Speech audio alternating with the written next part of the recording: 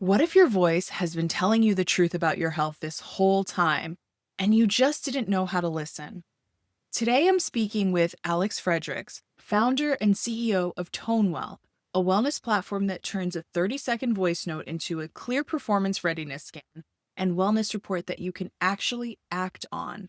We discuss how your voice can reflect stress, recovery, and nervous system health in real time, why most wellness data leaves us overwhelmed instead of empowered, and how voice based tools like Tonewell might change the future of preventative wellness. If you're curious about frequency, nervous system regulation, and making your wellness routine more intuitive and actionable, this conversation is going to open up a whole new way of thinking about your own voice. Hi, Alex, and welcome to the podcast. How are you today? Fantastic. How are you? I'm great, and I'm really excited to be able to chat with you. For our listeners who maybe are just meeting you, would you introduce yourself today? Pleasure to meet you all. My name is Alexander Fredericks. It's a pleasure to be here. I am a growth engineer by practice, meaning I made a career solving other people's problems. I started in the music business, but I talked to people about being in the consumer goods business. I went into music because music made a lot of sense to me, and I found a band that I could see in my mind's eye. So that was just the adventure that I chased. But I'm not a musician, so I wasn't like, look at me, look at me. I just recognized early on that somebody else's talent was a product for a consumer, and it just so happened the music was my thing. So when that didn't become my end all be all, I wasn't gonna be the president of a record label. I moved into just, like, packaged goods, but in an interesting slant, skincare, cosmetic, fragrance, vitamins. It already had a DNA of somebody. It resonated who they were. It was just their next iteration, evolution of their personal brand. I had a short stint back in the music business, but on the technology side, I was the CMO of an MP3 music server to the Middle East. Amazing problem set, solve solution type idea. Like we had 10 million tracks and a couple billion consumers in 32 territories, and it was all distributed on cell phones. And it was the first of its kind in that part of the world. And it was super exciting, but we had a basic problem, which was like how to get people engaged in something that they've never done before. And the answers was actually like stickers for countertops. Like it was that simple of an answer for a super complicated thing. So that led me into the agency world when I woke up into Arab Spring. That was the end of the endeavor to a music platform into that part of the world, for us at least. And then from there, I went into what became the agency world in New York City when the world was turning to digital from terrestrial. The Times Square billboard didn't matter as much as how many click-throughs you got on your thing that you posted on XYZ platform. We did it well. I was bored, my clients bothered me, so I started chasing things that I liked because I was old enough to start saying no, and I went into at the time was turning into the organic world, and organic became wellness, and I liked technology, I liked PEMF companies and neurofeedback companies and hyperbaric chambers as much as I could do your supplement or your raw good or whatever the case was. And along that path, I found something that I wanted to do. I had what I call a chocolate and peanut butter moment, like just two things slammed together. I had a client, they were in something called PEMF, amazing modality with inside of frequency wellness. And having a conversation with their science team, I had a eureka moment of, hey, why can't we do this? Which was kind of backing into it. It all made a lot of sense. We launched a company now called Tonewell. Tonewell, we take a 30-second voice note, we run against it our proprietary algorithm, and we extrapolate using FFT technology, a couple thousand biomarkers that we turn into a wellness report, as accurate as any other test that you're gonna take, but our difference is the lack of friction. It's your voice, short processing time, and under 5 minutes, you have a wellness report in your pocket that you can start making actionable steps to, and we can help provide some answers. So that's who I am and why I got here. I hope that was I was a long elevator at almost 4.5 minutes, but I'm glad that we could be here together. Can you share a little bit more about that? Because I feel like I kind of understand your why, but I'd love to hear what was that moment that really clicked in for you? So I've been a solopreneur for a long period of time. I would consider myself an agent more than anything, like an agent of change for people. and you recognize that when you're providing service for other people, that you always have to find the next set of people to provide service for. It's not actually a product, it's my know-how and my, I guess, individualness, I would say. So I've been looking for something to vest myself in and make my own. And I think I'm pretty good at the universe tapping me on the shoulder and paying attention to it. It's like, hey, buddy, pay attention to this notion. And I just had that because I intrinsically understand frequency. I was in the music business. I used to know how to make records. When I made records in the late 90s, I was using an oscilloscope to mix on a mixing desk. And I mean that to say I was using a scientific instrument for frequency to look at how viable my finished product was, right? Because if you had like 48 tracks of music and it was blended together and they weren't working well, not sonically, but on a textural level of frequency, something would be out of phase and it wouldn't sound good. So you would look at it and eliminate the frequencies that were causing friction. Maybe your drum and your vocal stack are fighting. And if you can identify what it is, you can make it sound better. Fast forward to me having a client 30 years later in the PEMF space, pulse electricity magnification frequency, PEMF. It's a modality that delivers to you amazing opportunity to fix yourself, from how to deal with Lyme's disease all the way through to a torn muscle like a meniscus or a shoulder or something of that nature, all the way to the counterpart of it's a new moon cycle and you feel off. Maybe your vibration is off. And how do you reattune yourself? Yeah. So, in that, me having a complicated conversation with somebody about how they go get more customers on platform X, I had a notion of seeing myself doing something. And because I'm in my 50s and genuinely need to start building something that I quote unquote own, said to myself, hey, you see yourself doing this, not what they're doing, but the counterpart to the idea of the technology.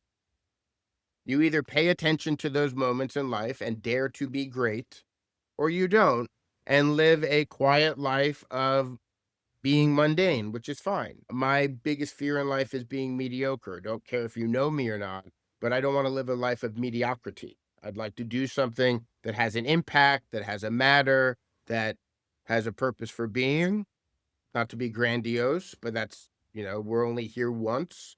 So, in that, when I recognized that moment, because I'm fortunate enough to be old enough to have hindsight of being like, oh man, I should have done, and I didn't. So now, when that thing came to me and I had the clarity, it's grace of God, had the peanut butter and chocolate moment, had the clarity, I said, you know what?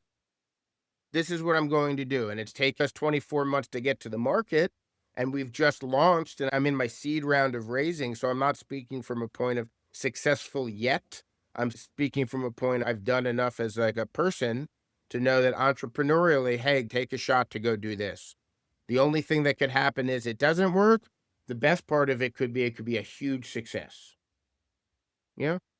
Yeah, I really appreciate you sharing that. And I'm just going to have to go on this little tangent because you speaking about knowing and having that feeling and being 50 and being able to really tap into that. It sounds like you have experience doing that throughout your whole career. You mentioned earlier at a certain point, you were successful enough working for others to be able to say no. When did that kind of click in for you? So I need to preface all of this with that I have failed a lot. And I just keep getting up from that. So just because I took agency of my own life doesn't mean that my next action was correct.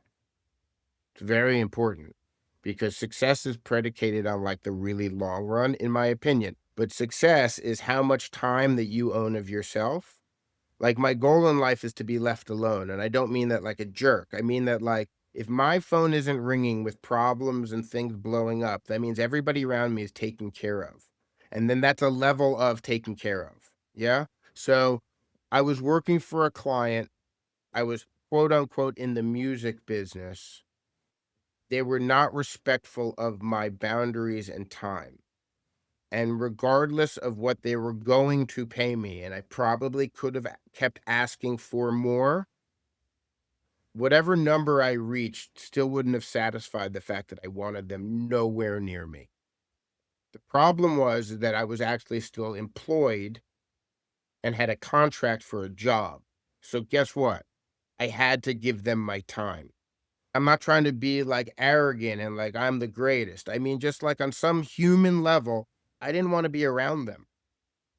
End of story. And I had had enough grandiose things like fail.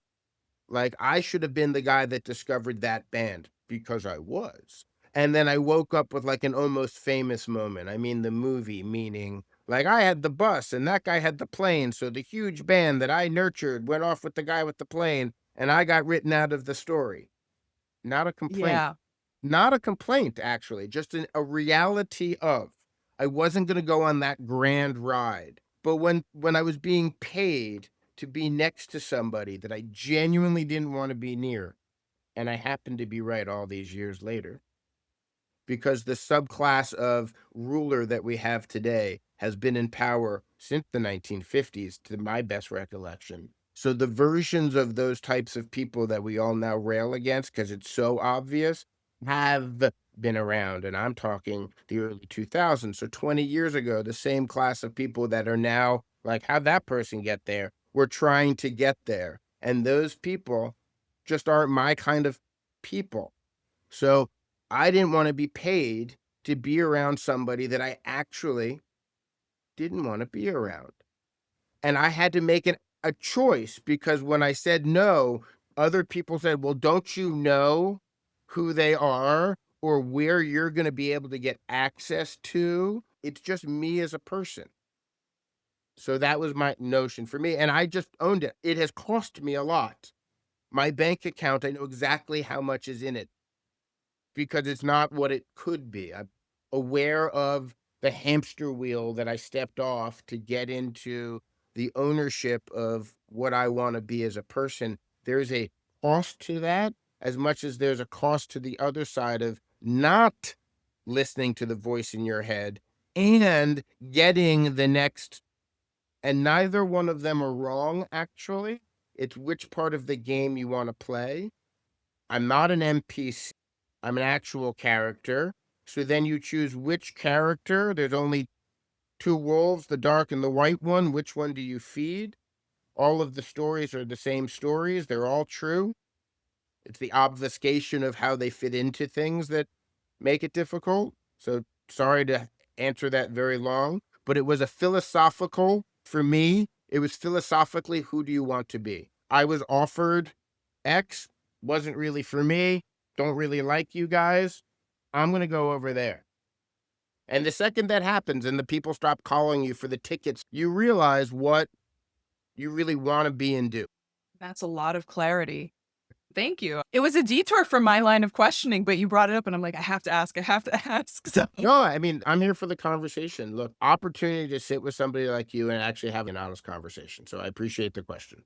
So, going back to Tonewell, you work with a lot of leaders and executives, and I think we can talk about it from many different angles. But I wanted to ask a little bit about what you see entrepreneurs, leaders, and you even mentioned sales earlier. Basically, what was it that convinced you, okay, this is going to be the tool to help in this environment? And then, of course, we'll also talk about individuals, but also on the corporate level. So I kind of want to have a little bit of a talk about both of those things at the same time or separately, however it makes sense for you. Very fortunately for me, Tonewell is a we. And the we part of it has some amazing science partners in it that use technology. Our STEM technology is called FFT. It's faster Fourier transfer. It's how you take sound and make it into zeros and ones, right? Because nobody actually listens to the words in Tonewell. We're looking at a waveform and diagnosing the waveform. So the sound that you're making is a physical representation as well. What its vibrato is, what the hertz is, what the breath is, what the tonality of it is, right? What the pitch, the timbre, so on and so forth.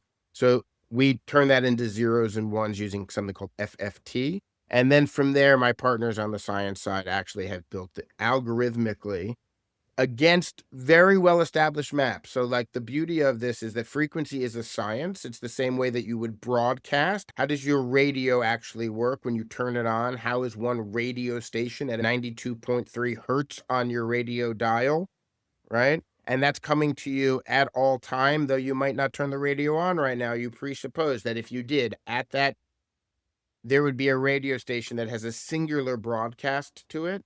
It's not being bumped over by the next number on the dial nor the other number on the dial. So there with inside of your bandwidth, you can begin to understand that those numbers, which are hertz numbers, are frequency, that on that frequency things can be transferred.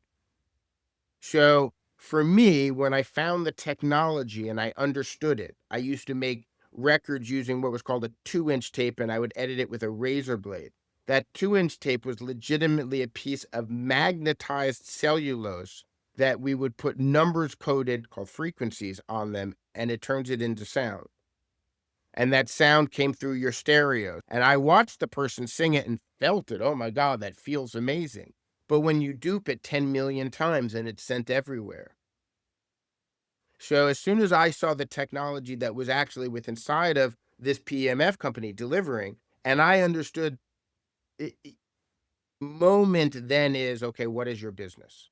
And that's where entrepreneurialism comes together. Like my widget, my GUI is because I got it.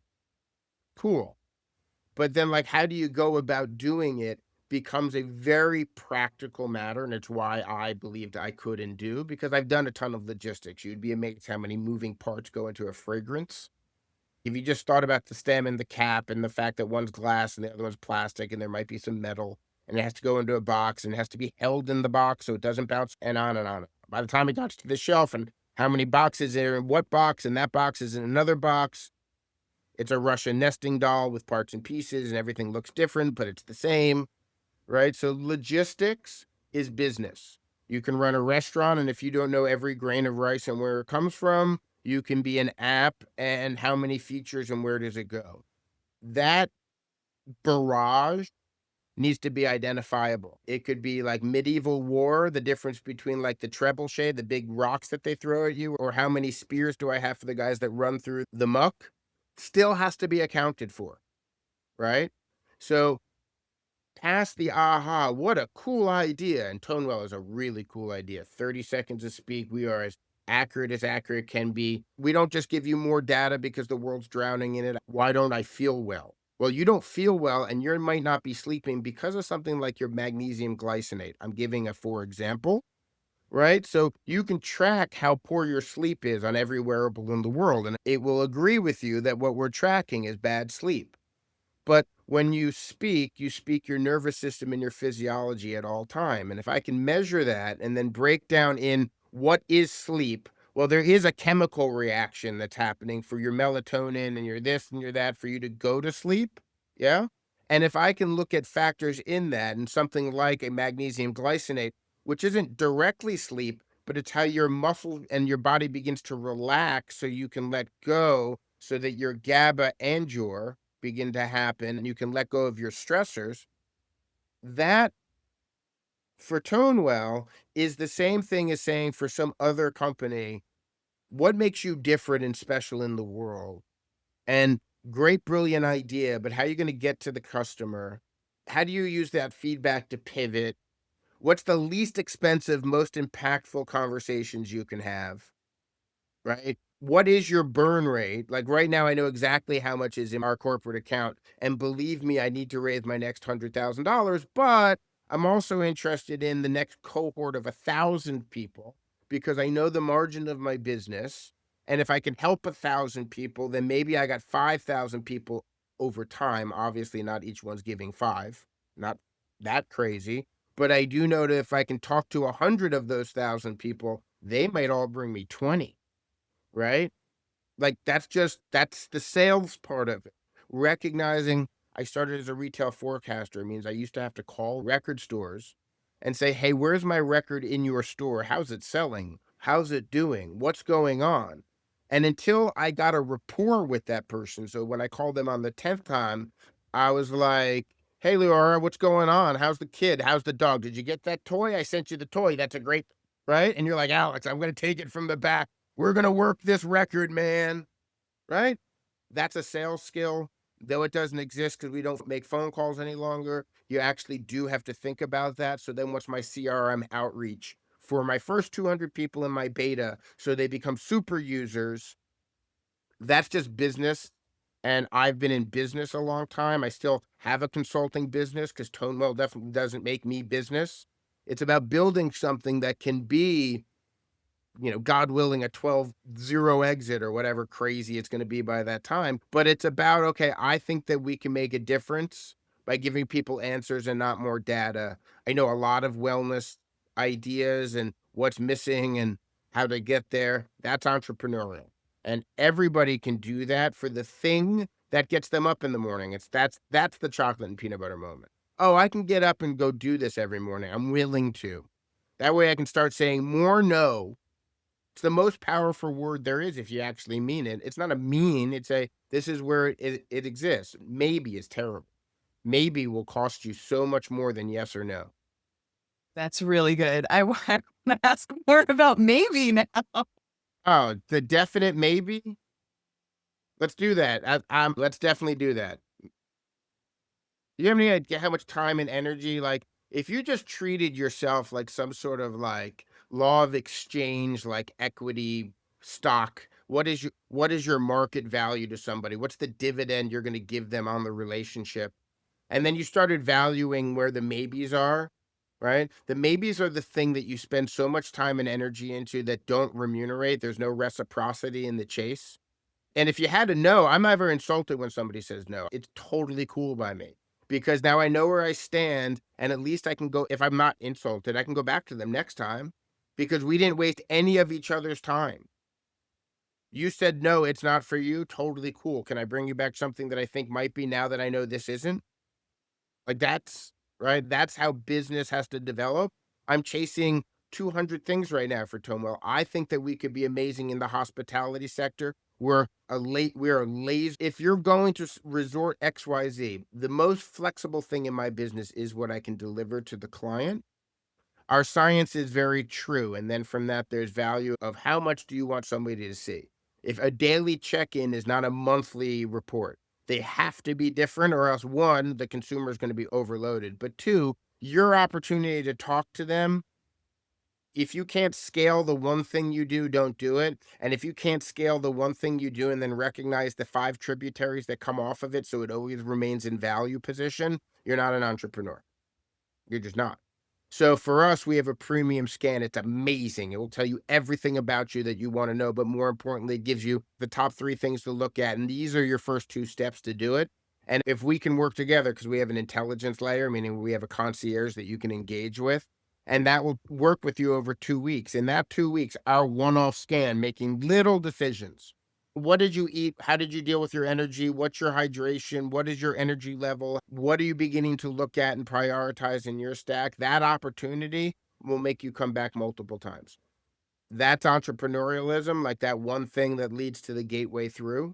So for us, like that's the important layer of anybody can do it only if they have the idea that they're willing to get up in the morning and I just happen to have found mine. Hey, I wanted to ask you about the mission statement, the mission behind Tonewell, because I feel like I've heard you mention it, but I just want to ask you because I think it's quite inspiring. Our mission as Tonewell is to help people build better relationships with themselves. That's our mission. The ethos is actually equally as simple. I truly believe that people are drowning in data because it's a strategy and you're coming up short with two very basic but fundamentally important questions. Why don't I feel well? Why don't I function well? And on a like chemistry experiment, Rube Goldberg machine version of you, you have the ability to make choices. The choices you make limit the choices you have in a very good way and in a bad way. Make great choices. The bad choices start eliminating themselves. Make bad choices. Good choices start going away. But when you make the choices that are better for you, it becomes habitual. And if you can form better habits, you begin to look at all of the other things that you want to begin to conquer and do. And that's really why we're in business. I like to be in the well being business. I really hope that we do very well. I think the ubiquity of the phone is like my best friend. Moving forward, we only want more offerings, more templates. Right now, our reports are one, we call it our performance readiness scan report, because that's really just a holistic way of looking at it.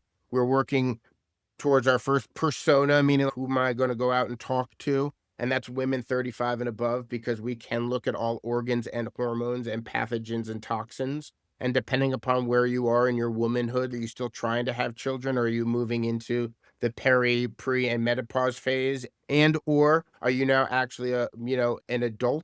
So you've stopped your eating crazy phase and your party phase, and you want to now become serious about the chassis that you are running around in, right? Like, so that opportunity has a bunch of, I lay them as a persona because there's a bunch of conversations to be had in that, right? Like, and those conversations to me are templates. Like, you come in, it becomes an A B world. Like, choose your own adventure. If I can align your intention with your attentions, then as a company, I become more of a sticky habitual use. So right now our scan is a $99 premium scan. It stays in your phone, but you can download it. It's about a 9-page fact finding scan on you. In that comes our concierge layer that worked with you over 2 weeks. It's added on with your scan. And in that you can have 25-minute conversations that become contextual to your scan, so it can begin giving better recommendations and conversationally output for you how to start engaging on the things that you want. Oh, why am I so tired? How do my digestion is XYZ, those type things. And then that leads us into our platform offering, which will be out in the fall, which is more like, so you have wearables and you check your HRV and you have all of these other things. Don't you want to ingrain them onto a platform that has a daily check-in? By that point, I will have gone from my premium scan all the way down to a daily scan, so therefore it will be far less expensive. It will have a different economics to it, and that economics also has a different offering to it, because every day you don't need a 9-page report on you. You need some sort of indicator, a score, and the top 3 things to work on today within the categories that you've chosen.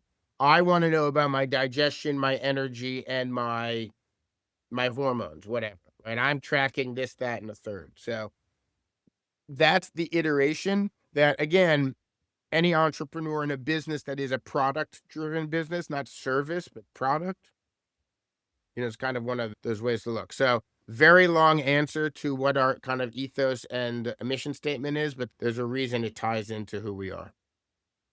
It was very clear, and I think that's probably what really clicked for me, why I was interested and curious as well, because there is so much, like you said, data out there. I mean, I am a wearable user, I like my Whoop, and it does give you a lot of data, but there's so much data, and I actually just was attending New York Tech Week, and there's just so much technology that is supposed to improve our lives. And, I feel like I walked away from the conference kind of feeling net neutral about it, but it's just sort of like, what are we doing with all of this data? And, data is powerful. And I think the consumer now knows, how much data is collected, whether it's you volunteer it or, you opt into that or, maybe not so much. But in this case, we're opting in because we want to improve our lives. We want to get healthier, improve performance, and all of those other things, especially around women's health. I think that's so important. And I think it's fascinating that you are making inroads into that as well. And I actually just wanted to kind of ask what you think in terms of, is there any integration coming up or anything? I don't want to presuppose anything, but in terms of wearables or anything like that with Tonewell. And then I'm going to ask you to kind of walk us through how Tonewell works for first time user. I'd like to think that we become like the Intel chip within the difference between the objective world and the subjective me. So I could see us being in smart fridges and wearables or in your car or in wherever, because it's about the snapshot. Example, we have a woman, she's in her 60s, she's been through menopause. She was having these events very late at night, like 3:30 in the morning. She is affluent and had means to go to as many doctors as she needed. Problem is she was getting doctor's appointments at like 10 a.m. Yeah. So by the time that you're at a doctor at 10 a.m. and you're having something specific in the middle of the night, how does that help? So I say that to say this. She came to us for that reason. She started using Tonewell because it was able to catch a snapshot for her literally when the event happened, like when the house is on fire, so to speak. She had her phone, and there we are. And because we were very young of a company then, and we will do it for anybody that reaches out, actually, we sent them what raw data we had so that she could take that to her practitioner, which is part of what our enterprise business is. Because I want to be a tool, like, that's really the idea of that. So I hope that we have future integrations and things of that nature. I'd like to just touch on data privacy for a moment, though. So, as I've said earlier, nobody listens to any of the voice files. So you're not supposed to read if you wouldn't. Reading's thinking, thinking is processing, and processing is like playing the version of yourself. So speaking it freely is what we ask of our clients and customers to do. So I say that in the means that we don't house any of those files. They are drops of water in an ocean, so we aren't actually stacking people's voice files. To engage with us initially, we only ask for basics: first name, last name, email, phone number, because we have to process a credit card and we go through Stripe. It's not, not my data at that point either. Okay. All things that are engaged in our intelligence layer are, though, for the growth pattern, obviously, of what we're training on our side. However, I do not sell nor trade on customer data, and we're not a sales recommendation. So, whereas I might say to you, get magnesium glycinate, I am not going to go say, get it from Now Nutraceutical or Pure or. That's not our business. It really isn't. I am a tool, so I'm a usage business.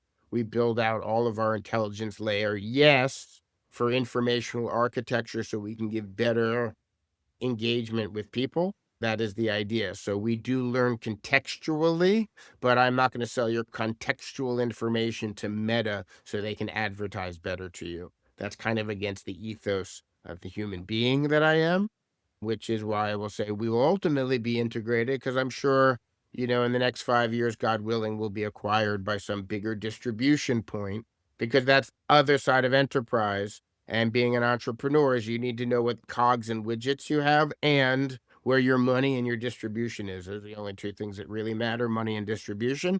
So as we move up the distribution chain, like if you look at things like some of the AIs like Gemini, which isn't the greatest right now, but recognize that its distribution is in about 4 billion phones, including all of Android and Chrome, let alone its relationship with Meta. That's distribution, right? So, yes, on some level, there's definitely an integration forward tomorrow. I hope that it's actually the ubiquity of licensing, more like an Intel chip than like we were acquired out by X. But as a founder, I'm open to all conversations, capital, and interested parties. Okay. So, can we talk about the UX? So, for someone completely new to Tonewell, can you share that initial experience, like the Tonewell check-in look at like from start to finish? So you found us in one of two ways. You've either gone to our website, which is Tonewell, Tonewell.co,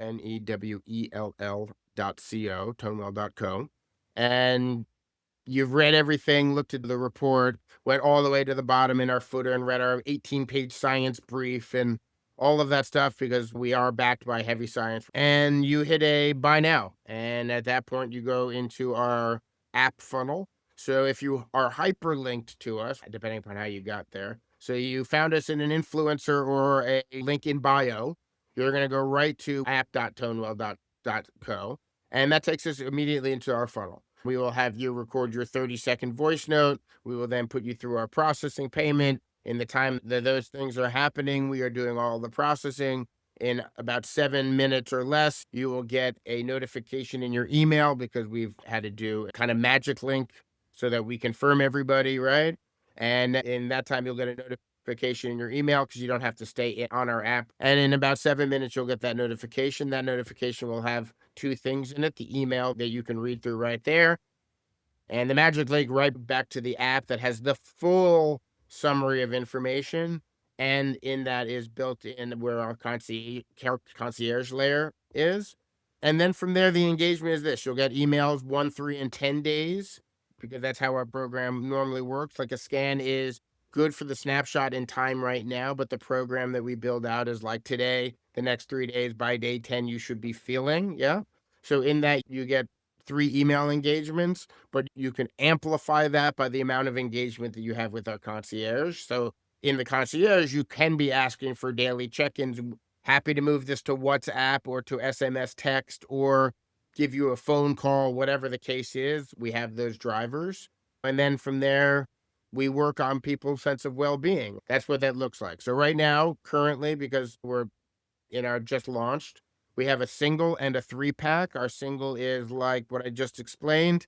You get the one, gives you about 10 to 15 days of engagement, depending upon how you use it, right? And then there's the 3 pack. That's really where we've been having a lot of success with women because it gives you more to track, meaning like after your menses in the middle of your cycle. And in that, because we can have an understanding of vitamins and minerals and hormones and organs and those type things. We also have pathogens and toxins, which is really important depending upon where you are. So inside of that, we do, a package of 3. Of course, men can use a package of 3. We have things to track also, but, you know, we're finding a lot of success with that for women. And then to be honest, also like executives and biohackers, because they do it once and then they buy a pack of 3 so they can have it because it is either baseline driven. I just woke up in the morning. I haven't done anything. Let me do a Tonewell. It's the end of my day. Oh man, am I burnt? I'd like to know what's going on. There's Tonewell. And then there's opportunity set. Like I said about the woman that needed to do it 3:30 in the morning, or I'm traveling a lot and I want to make sure I'm not picking up anything on these flights, or I have a sick child and I want to know if John is really lying to me, or they have a math test, or whatever the case may be, because there's no expiration date for us. It's just usage. So that's what we have right now. Okay, so what are some of the main categories that, come up in the scan? Maybe stress, Yep. dehydration, inflammation, sleep, Sleep, all of that. sleep, stress, inflammation, hydration, pathogens, toxins, and then there are a couple of move over ones. What I mean by that is we do hormones, we do cannabinoids, we have 150,000 overlay, right? So with inside of it, it comes to our big bucket of 8 and then the specialty driven behind it. So our big 8 are the ones that most people want to know about. They want to know about their sleep, their energy, their inflammation, their hydration, their digestion, their pathogens, their toxins, right? Those are the things that people really want to clue in on. But then because we are trying to work with practitioners and trainers and things of that nature, we have the full complement and our full complement goes very deep. So we still do our like bespoke version of it. So until we launched our consumer MVP, again, entrepreneurialism, you have to be able to have a conversation with your audience as soon as you're like past the idea stage into the try this stage. And you need to be able to figure out how you can get feedback from the most valuable people that you would love to be able to sell, but you're not going to until there's such plausible deniability that it's not worth chasing them. However, everybody likes free stuff that you say work. So in that notion, we've been doing a concierge bespoke version. So you send me a voice file recorded from your phone, and I run it through our system manually, and I get to manipulate the information valve. That's how we built the JSON script that became the consumer side of it. Because when you have 100,000 bits of information coming at you, granted, our system only drops outliers, but there could be 400 outliers. You have to then prioritize them in the value set, and I mean data, not human being, of how many times that's gonna happen, and that's how we built our generalization. But I still have the access to the 150,000, which is 400 correlation, right? So we still build those reports. I say that to say when we're working on the enterprise side, so if we're working with a retreat or hospitality or a big practitioners network, we come in on a bespoke notion of let's tailor something for your client so that the conversation you're having is premium and we're a force multiplier. Does that make sense?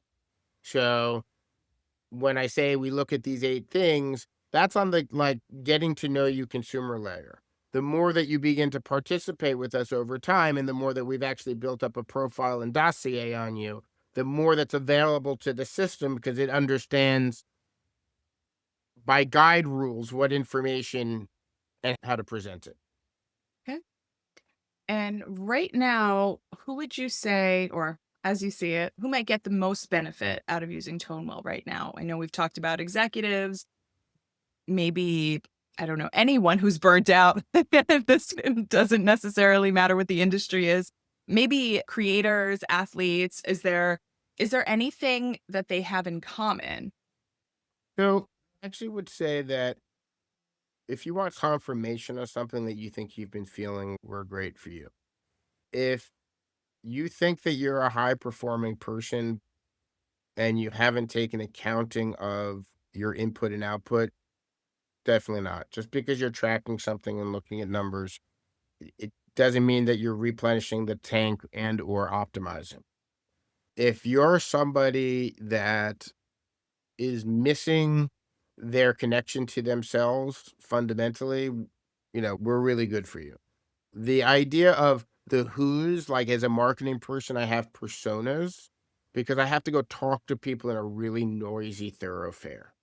But I think that the time that we're living in is about as how are you building your own personal relationships? What is your personal operating system? Wellness is a sales category. Well-being is kind of what I hope for our clientele. Our client is the person that is looking for a pathway to work with themselves. It's the great part about the voice. It is you, right? Like it is, this is the resonator that is you. In the beginning, there was the word, the universe was spoken into creation. If you understand that we're just frequency beings traveling through some time and space that physically is manifest by our own want to exist, then understanding how to check in on yourself has a lot of value, particularly since we live in interesting days and times where I think that things are moving faster and we're being bombarded more. Having a sense of where you are is kind of important. If you're an athlete and you measure everything, then we actually help you micro measure what your macro measurements are. And in that, that becomes the chemistry experiment that most people understand. I am taking XYZ, but that has a pathway and there are other blocks. And if you're missing another block, like I didn't, when I first did Tonewell told me I needed boron. I still don't understand what boron was for. My wife, who's a nurse and a wellness professional, did. She said, "Oh, cool. I can just get that to you because it's wrapped in one of the bioavailable zincs." But my point was sometimes there are building blocks for the other things. Apparently, boron is a building block for zinc. Who knew? I certainly didn't. Right? And so if you're a peak performance person, we're for you. But I generally am a humanist on the level of like, I really want people to start building better choices and building better outcomes for themselves. And that comes with your personal relationship. Okay, so the name of this podcast is called What's Your Skincare Routine?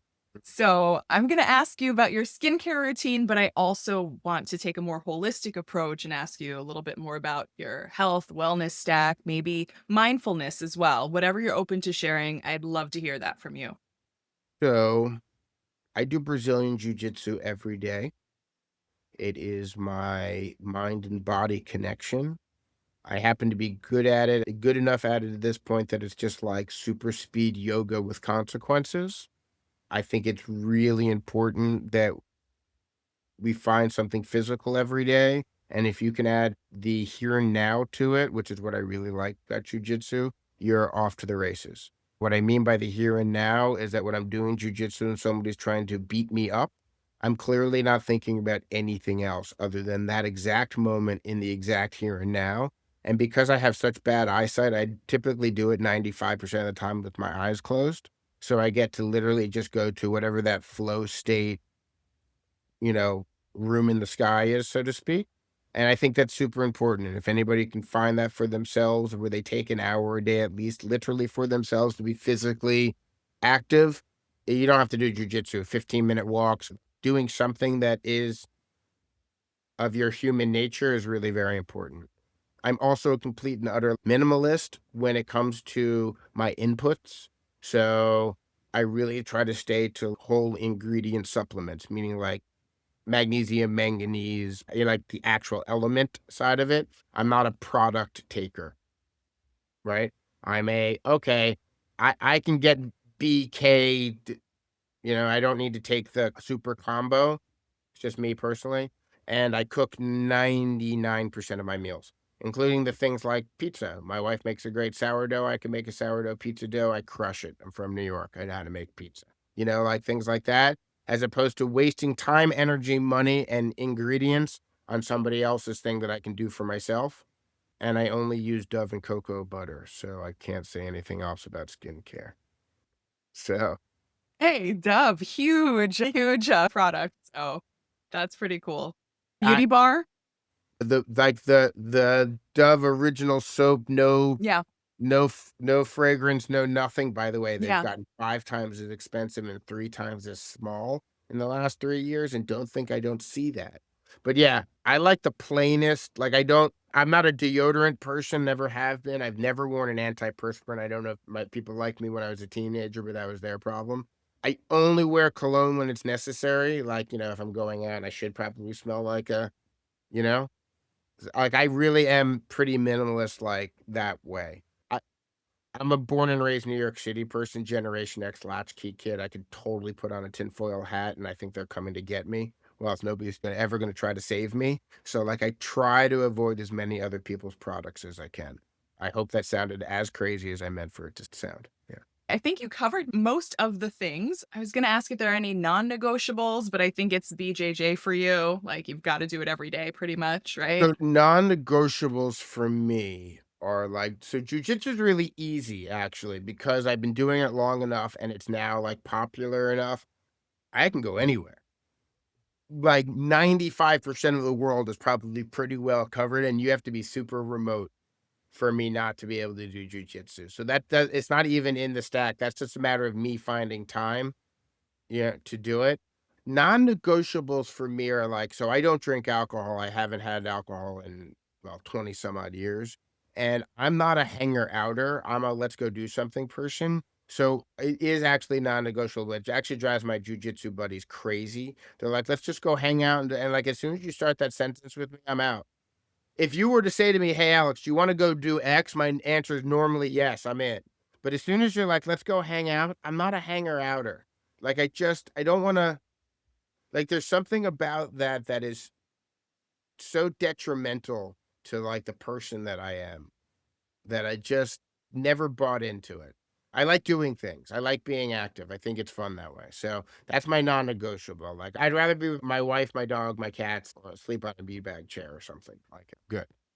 Right now, what are you most curious about in your own life? Maybe wellness, creativity, or something different?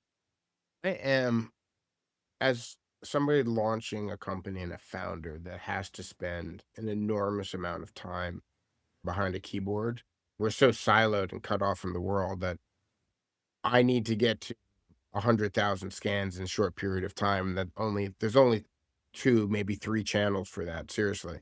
It's either Google, Meta, or TikTok, really, like, that's it, right? Now, there are 6 companies that each of them own, so I could say 18, but it's not, it's 3.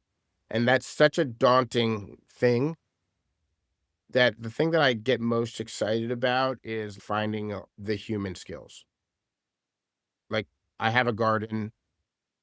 Because my wife is an aesthetics person, my raised bed is not in the optimal position for me. It's off to the side, so my tomatoes just weren't getting enough sunlight. So I had to dig them up and put them into buckets. And that was my whole day yesterday. And I built a trellis for it because I also built my own topsoil and all of like this, the stupid, like that, not wearing shoes the whole day and standing in the grass, because I could talk to you for the next 5 hours about AI. I'm so up to date with all of the latest, and I got all of the theories. I ingest more media than anybody I know. It's like a savant skill of mine. I am so Jedi mind trick, up to date with all of that stuff. The thing that I'm most passionate about is like, no, I forgot my phone. It was on my desk. I was outside for 3 hours. Like, seriously, I'm 53 years of age. I've had enough heartache, enough problems, enough whatever, that at the end of the day, the thing that I'm most passionate about in the crazy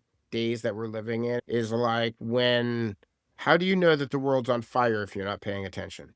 So what if you didn't pay attention and you put your time and effort into something that like you could physically hold? How much better would the world actually be by non-participatory participation? So that to me is super exciting. It's why I like jujitsu. Every day, 10 o'clock, my calendar says that I have a meeting. I don't have a meeting. That's why I'm at the gym doing jujitsu with my black belt buddies. Seriously, we're beating the crap out of each other because that's not time I will ever give back to anybody. You couldn't, back to the saying no. You couldn't pay for that time, with a notable exception. My clients get it all the time because of course they do, right? But you, the random you, the noise from outside, hell no. Absolutely not. That is mine. And that's the thing I'm excited about. It always will excite me. Like, where is the person that's just like, I'm taking my time, I'm gonna go do my thing. That's what we're gonna do. Believe me, the world will be crazy when I get back. I'll be right back. Right? Like, if I could go do an outdoor wilderness survival school right now for 28 days, I'd be ecstatic. It would be terrible. It would be super hard. I'd probably cry half the time. But that's the notion of being able to be like, yo, I can step off the carousel for 28 days and not care. Like, I have a 14-year-old Doberman. I can't actually do that because I won't give up a day to anybody right now. And it's a terrible thing to say while my dog is still with me because she's 14 years old and she's a Doberman. That's like your 98-year-old grandma kicking it live. Like, we go for walks 5 times a day. I'm not going anywhere. Like, that to me is, those are the non-negotiables, things I get really passionate about. Everything else is a race and a fight. And I'm in on it. Love to fight. I do it for fun. Seriously. We can fight, we can race, let's go. But the things you get excited about is like, how can you be a human being in 2026 when they're telling you the world's over? Is it? If we all just didn't show up and just hung out and went about our lives, would the world be over? No, it wouldn't be over, believe me. So that's what gets me excited. That's amazing. So, on that note, I'm just going to wrap it up and ask where people can find you, follow your work, and start using Tonewell. I really do hope that I didn't come across thoroughly insane. I love you all. You can find Tonewell at tonewell.co, Tonewell.co. If you'd like to have any conversations with me, I can be found at Alex at Tonewell.co. And if you want to actually find me, you can find me on LinkedIn or my own personal website, which is just alexfredericks.com. So that's where we can be found. I really hope that you engage with Tonewell. I believe that we can change people's lives by their own admission, meaning what you say will be the thing that helps you get better. And the more that you take a participatory action in your own life, the better off you will be in control and have more agency and better outcomes. Thank you, Alex. Thanks for being here today and sharing with us. Thank you so much.